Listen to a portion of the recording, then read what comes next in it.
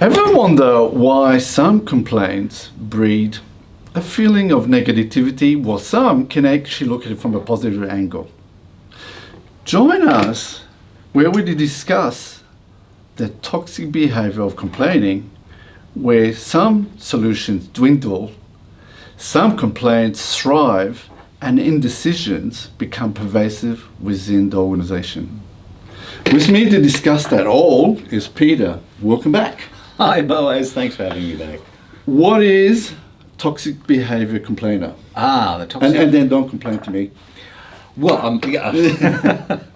I think the best summation of a toxic complainer is essentially they're an energy vampire. They drain the energy out of any system or organisation that they're with. The personality type is, we've all heard of the glass half empty type. Well, these guys are glass half empty and it's still draining fast. So that's kind of what we're dealing with here at the moment. So why would a person behave in that way? What is the root cause? What's the underlying that's driving that? A lot of times it's because they see themselves in a position of playing what we might call the devil's advocate, and that they see that as a respectable position to take. The practicality of what that happens is that everything has a negative. It is always something that they will say yes but. Yes. And it becomes less a cautionary kind of interaction. It becomes more of a challenge to see what they can do to shoot the next one down. Yes. And what are the sort of personal emotional, if you think of the psychological emotions that as a result of this behavior affects them personally? Look, a lot of times it's a victim mentality. They have this incredible victim mentality, I suppose. I can't put it any better than that.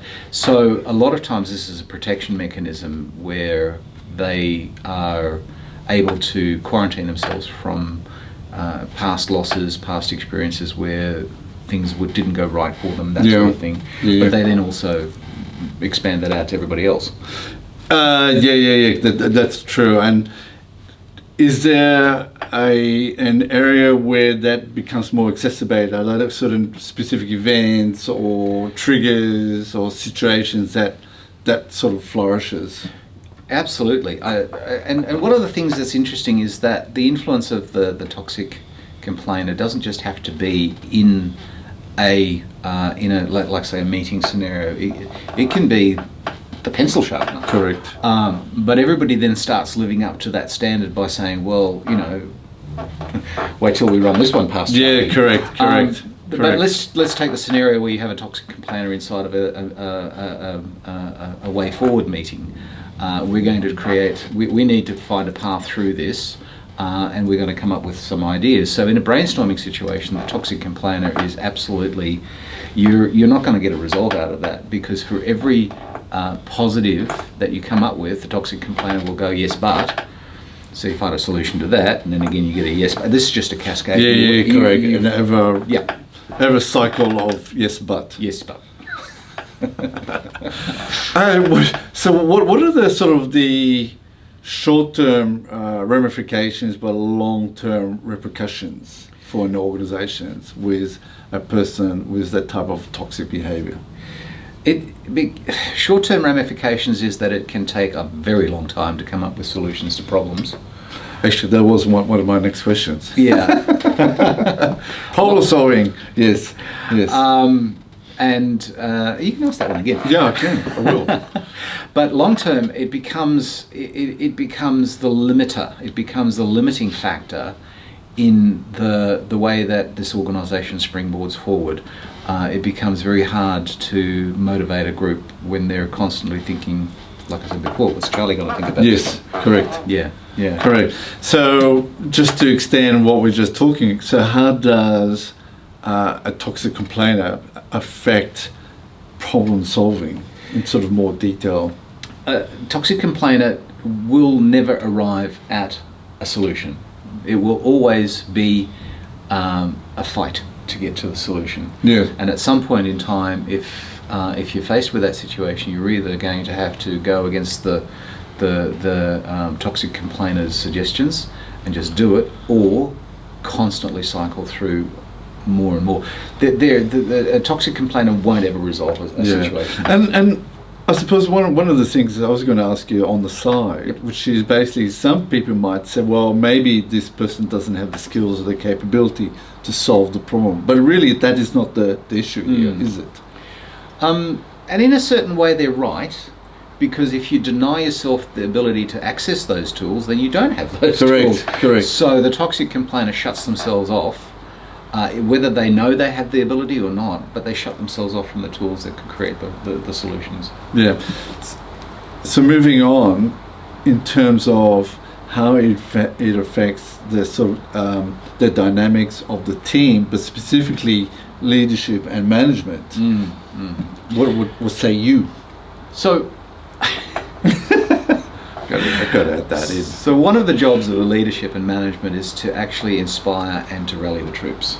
That's true. To create a team spirit, to create a vision for the way forward, to create an energy.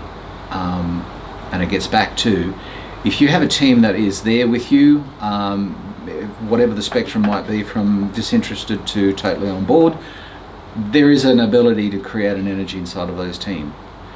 If you have an energy vampire in that system, you are going to find that your ability to inspire a team to go out there and exceed what they believe is their limits and do things above and beyond, that just won't happen. Yeah. Because the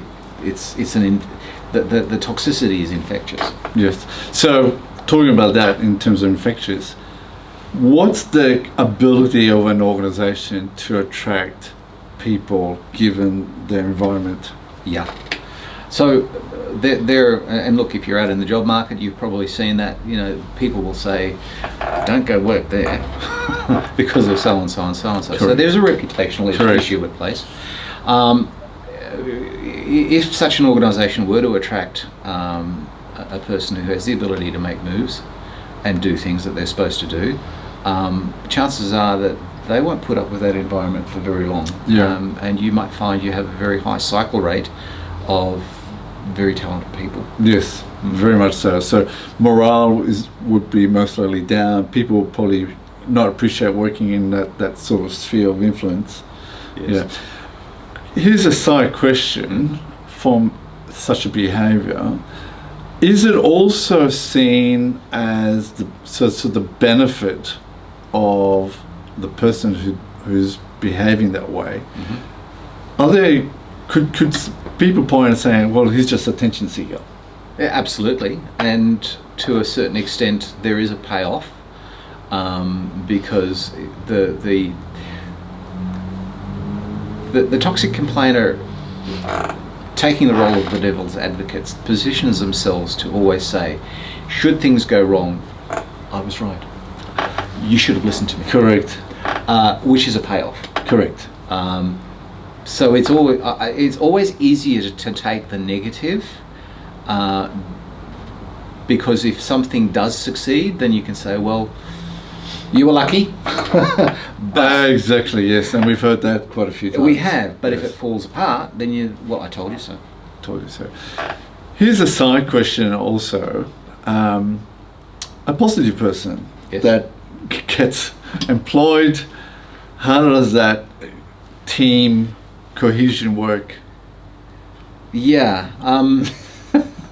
Because they don't like that, do they? No, they don't. Look, the positive person will either succumb to the infection, shall we call it? Yes. Or remove themselves from it. And in the middle of it, there will probably be people who are quietly thinking, he's not going to last very long, or gee, I wish I had the ability to say what this person is saying, to like, well, he's not part of the team. Yes. So there's such a range in that spectrum, but eventually that person, the positive person, will either succumb or get out. Yes. Not a good environment if you come across it or you happen to be in it. So reach out to us if you need any help. So with that, I want to finish up with what are sort of the key takeaways that from this toxic complainer behavior that we talk about? It's important to foster a team spirit within the organisation, and while everybody looks to management to give direction, to set the beat and the tone, I think it's also with a toxic complainer, it's also down on the grassroots level.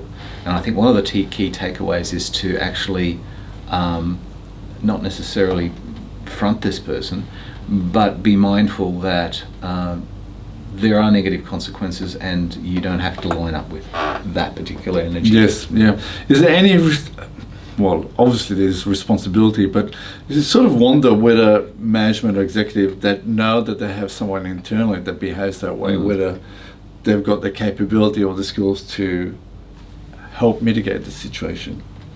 I was going to joke and say put them in the complaints department. Ah, yes. Look, yes, there is a responsibility there. There are some organisations where it's impossible to let people go, which could be one option. I think finding a chair for that person or a position for that person that minimises their sphere of influence, but also plays to their strengths is probably a really good solution. Yeah. So with that, thanks for watching. Our next video is called The Toxic Mistrust. So I look forward to seeing you then. Thanks. Thanks.